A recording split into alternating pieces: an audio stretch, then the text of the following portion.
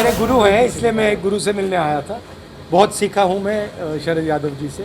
कोई नेता देश में नहीं है जिसको इतना मोहब्बत मेरे प्रति हो, और मैं सोचता हूँ कि उनको अध्यक्ष बनना चाहिए। नमस्कार, आप देख रहे हैं लाइव सिटीज़। मैं हूं आपके साथ सौरभ राज। आज दिल्ली में राहुल गांधी ने शरद यादव से मुलाकात की है। आपको बता दें कि शरद यादव हाल ही में आरजेडी ज्वाइन किए हैं और आरजेडी ज्वाइन करने के बाद शरद यादव से राहुल गांधी ने पहली बार आज दिल्ली में मुलाकात की है। आपको बता दें इस मुलाकात के बाद राहुल गांधी क्या कुछ कह रहे हैं, पहले आप सुनिए। और इसके साथ शरद यादव ने भी राहुल गांधी को लेकर के बहुत कुछ बातें कही हैं। क्या बातचीत थी?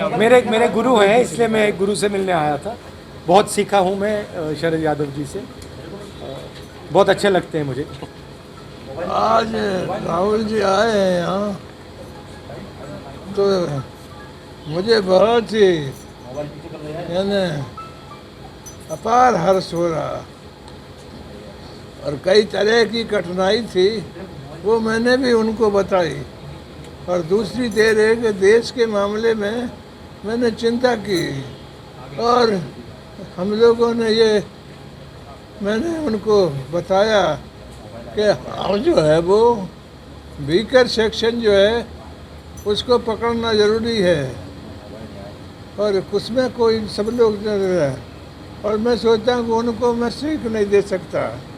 इतने ही सुझाव मैंने दिया कि जो कमज़ोर तबके के लोग हैं जो कांग्रेस के पास थे, वो फिर से उन्हीं में काम करके लाया जा सकता है।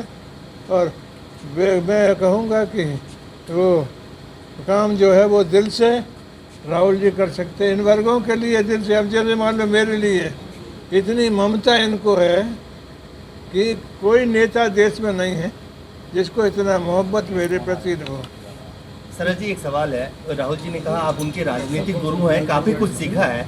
आप चाहेंगे कि राहुल जी अब कांग्रेस की बागडोर संभाले, अध्यक्ष पद संभाले? आप उनके गुरु की हैं तो टिप तो दे ही रहे होंगे, और अब वक्त आ गया कि राहुल जी को फ्रंट से आगे लीड करना चाहिए कांग्रेस पार्टी का। क्यों नहीं? यानी कांग्रेस पार्टी जो है वो उसको यदि कई सबसे ज़्यादा 24 घंटे चलाता है तो वो राहुल जी चलाते हैं, और मैं सोचता हूँ कि उनको अध्यक्ष बनना चाहिए। अध्यक्ष बनाना चाहिए कांग्रेस पार्टी को, तभी बड़ा काम होगा।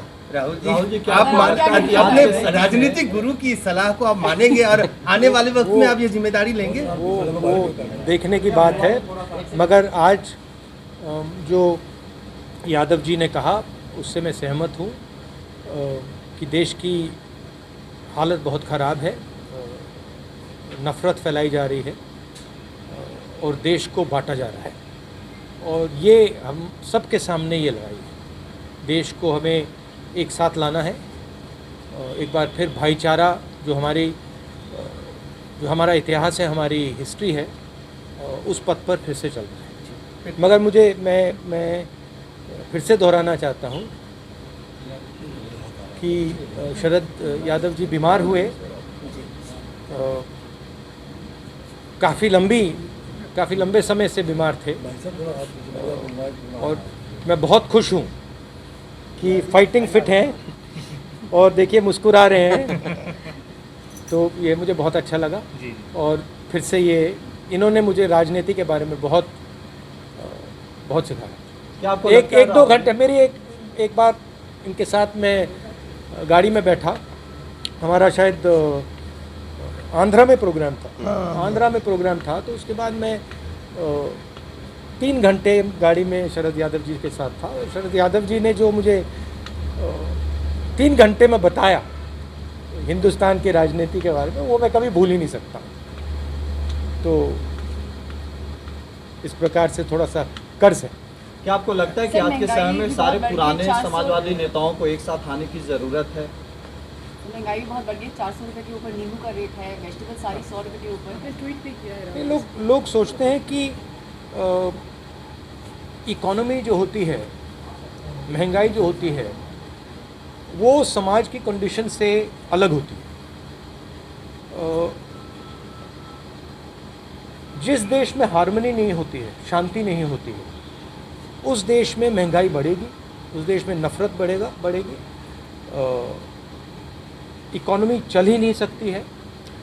रोज़गार मिल ही नहीं सकता। अगर देश को मजबूत बनाना है तो सबसे ज़रूरी चीज़ शांति, हार्मनी ये है। और बीजेपी के लोग सोचते हैं कि नफ़रत फैलाकर, लोगों को डराकर, लोगों को मारकर इंडिया की, हिंदुस्तान की इकोनॉमी को स्ट्रेंथन किया जा सकता है। गलत फहमी में। राहुल जी, आप लगातार ये कहते रहे हैं कि इकोनॉमी कोलैप्स होने वाली मौजूदा वक्त की सरकार में। अभी ये खबर प्रधानमंत्री नरेंद्र मोदी की बैठक से बाहर निकली है कि जो हालात मौजूदा वक्त में देश के हैं वो हालात श्रीलंका जैसे होते जा रहे हैं, यानी श्रीलंका नहीं, मैं आपको ये बता देता हूँ, आप हिंदुस्तान की जो आर्थिक सिचुएशन है, रोज़गार की सिचुएशन है, उसको आप अभी इमेजिन ही नहीं कर सकते। जो आने वाला है वो आपने अपनी पूरी ज़िंदगी में नहीं देखा है, क्योंकि इस देश का जो रोज़गार का स्ट्रक्चर है, जो रीढ़ की हड्डी है, वो टूट गई है।